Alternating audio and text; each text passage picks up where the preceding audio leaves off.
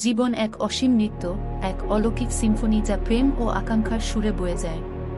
প্রতিটি মুহূর্ত একটি কোমল পাপড়ির মতো আমাদের অস্তিত্বের বাগানে খুলে যায়, ব্রহ্মাণ্ডের গোপন কথা ফিসফিসিয়ে বলে।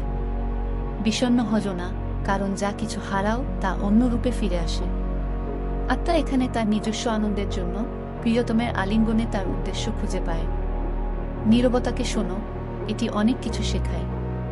জীবনের বুননে প্রতিটি সুতোর আলাদা উদ্দেশ্য রয়েছে। আমাদের আনন্দ ও দুঃখ, আমাদের বিজয় ও পরাজয় সবই মহাপরিকল্পনার অংশ।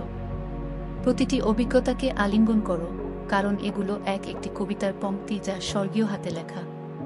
যে সৌন্দর্য আমরা ভালোবাসি সেটাই হোক আমাদের কাজ। শত শত উপায় আছে মাটিতে হাঁটু গেড়ে চুম্বন করার।